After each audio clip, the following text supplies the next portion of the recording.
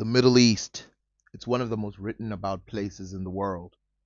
Something about it that's very unique is that it comes from many people's angles.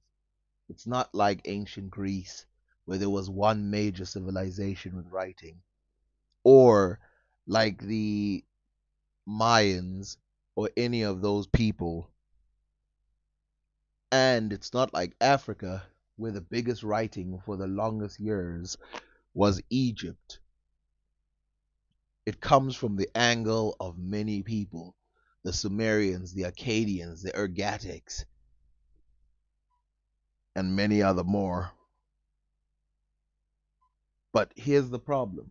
For some reason, even though they have some of the most consistent writing in history, they can't even decide today who the Semitics were. People are trying to make claim to it. For example, Jews are trying to make claim on Israel, Palestinians too. You find people from Oman, people from Yemen claiming to be Jews, and not to mention, where are the people claiming to be Akkadian, Sumerian? I think the Iraqis claim that title. And the Arabians, where the hell did they come from? What language do they descend from? Despite this, many historians have been trying to piece together this region. And when they look, it gets more complicated than any other place in the world. Perhaps one of the biggest problems was that most of the people in the Semitic regions were not racist. And because of this, they didn't spend too much time elucidating whether or not one person was black or whether one person was white. And in fact, it's possible that when they married people of a different culture, they didn't even care. For we have many people from Nubian, Egyptian, and other North African countries marrying into Middle Eastern populations, but for some reason, their names are more important than their race, and even their country of origin is more important than their race. The Middle East suffers for something that I call the big squeeze. In fact, this big squeeze, some people in various circles like to make it a binary problem where it's they're being squeezed by Africa to the south and squeezed by Europe from the north. But this is not the squeeze. Asia is taking its squeeze as well. So, how do you complicate this? How do you make it worse? Fine, they're somewhere in the middle. So it must be easy to tell what these people are. Well, let's take the gypsies, for example. The gypsies were called gypsies because they were thought to be the Egyptians of old. People had convinced themselves that the gypsies who lived in parts of the Middle East, parts of Europe like Italy, and parts of Spain and Portugal, they had convinced themselves that these people originated from Egypt. DNA test has been done, histories were traced, and they actually come from India. And many people from the Middle East descend from India. We know in Yemen there's a large population of people that come from India, and there's a large population from all kinds of places that come from India. There actually used to be a political movement, one that Mahatma Gandhi got shot for, called Akhand Bharat. And this political movement claimed that India was not as small as people wanted it to be. While Mahatma Gandhi wanted Pakistan to separate from India, Akhand Bharat and the man who shot him, they decided that India was actually bigger than that and that it spread all the way to Afghanistan. Now, here's the strange part. If India has spread all the way to Afghanistan, that means people from Afghanistan are Indians. Hmm. On the day that the murderer of Mahatma Gandhi was going to be taken out, he said this on his way out of his cell: Akhand Bharat. So this was something deeply embedded in this man. By the way, he used to support Gandhi until Gandhi broke away from the Akhand Bharat. So the claim that Afghanistan has been made by the Indians, that Afghanistan was part of India. But how true was this? Well, we know from tracing back history that Afghanistan was part of the Indus civilization. Now, I want to separate something for you real quick. Indo European languages that came into India only came about 1000 BC. This Indus civilization goes back 4000 BC. So this has nothing to do with the Indo Europeans. Everything I've told you about getting their letters and whatever from Europe, delete that.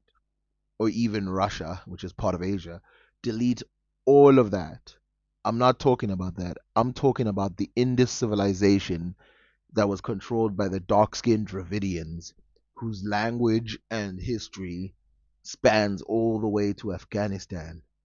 Now, think about how much smaller we've made the Middle East if you consider parts that are bitten off by other places to not be the Middle East. So the claim that Afghanistan has been made by the Indians, that Afghanistan was part of India. But how true was this? Well, we know from tracing back history that Afghanistan was part of the Indus civilization. Now, I want to separate something for you real quick. Indo European languages that came into India only came about 1000 BC. This Indus civilization goes back 4000 BC. So this has nothing to do with the Indo Europeans. Everything I've told you about getting their letters and whatever from Europe, delete that. Or even Russia, which is part of Asia, delete all of that. I'm not talking about that. I'm talking about the Indus civilization that was controlled by the dark skinned Dravidians, whose language and history spans all the way to Afghanistan. Now, think about how much smaller we've made the Middle East if you consider parts that are bitten off by other places to not be the Middle East. Now, next to Afghanistan is Iran. But the Iran that we're talking about is not Persian Iran, it's actually pre Iran. The Iranians of 2000 BC, who came from Indo European places, they're not the Iranians that first ran this land. The first people who ran this land were called the Elamites, and the Elamites created their civilization and traded with the Sumerians and the Indus Valley, acting as a middle road between the two. They were obviously taken over by the Persians, the Indo European groups. If we look at this map, we can see four major trade partners of the Sumerians. The first is Elam, the second is Marashi, third one is Dilmun, Magan, and Melahu. Now, there's something that's going to come up later, but let's first deal with this. Melahu, which means high place in Dravidian, the Dravidian language. So this word Melahu was probably adopted from the Dravidian language. Not probably, it was adopted from the Dravidian language to the Elamites and to the Sumerians. And this was one of their partners. Then there was also Magan, which was taken from people in this region and then sent over. Now, these Sumerians traded with these places, Melahu and Magan, and wrote about ships coming from those regions and traveling distances to go trade with them. But one problem. Later in an inscription, the same inscription that details the conquest of Egypt by the Semitics, where they conquered Tahakar, where they conquered the Nubian who was in charge of Egypt. they mention something very interesting, which is that they mention something very interesting that Meluhu, Meluha, which is written in the text, is in the Rossmann cylinder, referring to Magan and Melahu, are actually in this context referring to East Africa rather than India. This is probably a later adoption of an earlier word because maybe there were some similarities between these two places. Because we know for a fact that Melahu and Magan, well, Melahu, Meluha was referring to the Indus Valley. So it's possible that they have some kind of connection between India and East Africa, or that they just took this word and referenced it to this area meaning faraway lands. We see here this conquest written down: the first Egyptian war against Taharka, second Egyptian war against Udermine, conquest Tyre and death of Baal, king of Tyre, expedition against Sheri, king of Van, expedition against Tuaman, king of Elam, remember that word, war against Shamash, Shumkin of Babylon, first war against Umanaldus, king of Elam, second war against Umalnaldis, king of Elam, expedition against Uate, king of Arabia, capture of Umanaldis, king of Elam, embassy of Ishtaduri, king of Ararat. Before we read the texts, let's first have these names in our mind: Sumer, Magan, Melahu, Meluha. Meluha, India; Magan in Oman. Oman, the country, that region right there. Let's show the original map. Yep, that area. Dilmun is right next to it in this Persian region. So we read here, which contradicts those locations. This is the conquest of Egypt. In my first campaign, I marched against Magan, Meluha, Taharka, king of Egypt and Ethiopia, whom Esarhaddon, king of Assyria, the father who begot me, had defeated, and whose land had he brought under his sway. This same Taharka forgot the might of Ushur, Ishtar, and the other great gods, my lords, and put his trust upon his own power. He turned against the kings and regent whom my own father had appointed in Egypt. He entered and took residence in Memphis, the city which my father had conquered and incorporated into Assyrian territory. Now, that's what I call a full translation. But if we look at the translation from Wikipedia, we can see here that Egypt was called Musur and Ethiopia was called Kusu, or the Kingdom of Kush. But in the language of the people who took over, it was called Kusu. And you can see here it says, in my first campaign, I marched against Magan and Melaha and Taharka, king of Musur and Kusur, whom Esarhaddon, king of Assyria, the father who begot me, had defeated, and whose land he brought under his sway. In this context, Magan has been interpreted as Musur, ancient name of Egypt, and Melaha is Meroe, capital of Nubia. Well, that complicates things even further. And remember, the point of this video is how difficult it is to pinpoint certain locations in the Middle East and who the people of that region were.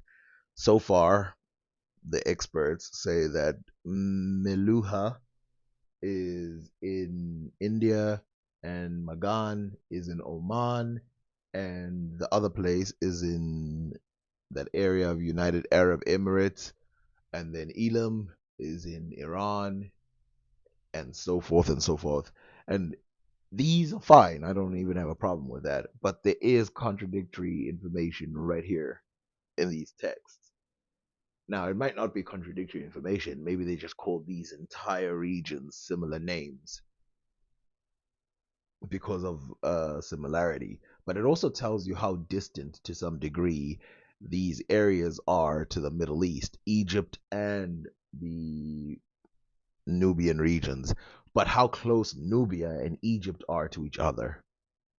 Think about how close they are to each other in terms of everything, really. Now, I ask you to do this. Clear your mind for a second. Everything I've said about Indo-Europeans, Afro-Asiatic, all that, clear your mind for a second. This is way back. We're going way back here. So, if we look at those civilizations that I was talking about, right? So, Magan, Dilmun, Sumer, Elam, Marashi, Melahu. They don't speak Afro-Asiatic languages. I'll say that again. They don't speak Afro-Asiatic languages, meaning that Afro-Asiatic languages 100% do not descend from this civilization or seeds of civilization, these networks of civilizations. Melahu spoke Dravidian. Marashi spoke a language isolate. Elam, language isolate. Sumer, language isolate. Dilmun and Magan, Semitic languages. All of these areas speak Semitic languages, all of them, really, because they're all Semitic. But that's why they put even the Semitic origin, quote unquote, of the Egyptian or Afro-Asiatic languages, when they say it's Semitic, they put it way closer to Africa than they put it to any of these civilizations because they don't speak Afro-Asiatic. But something weird happens. Ancient Egyptian is Afro-Asiatic from the start. Let's say that again. Ancient Egyptian, the language that originated in Nubia, speaks Afro-Asiatic from the start, as soon as they start. Most linguists today claim that these languages mainly came from northeastern Africa. Back in the day, there were other people like Igor, who were from Russia, who were claiming that the Afro-Asiatic languages came from somewhere in the Sahara and spread throughout the world, including the Semitic ones, quote unquote, the Semitic ones came of African origin because of the ancient Egyptian one. You can't deny how old ancient Egyptian language is and how old the writing is. And it really screws them up, the fact that it's really, really old, to the point that the Sumerians just have nothing to do with the ancient Egyptians.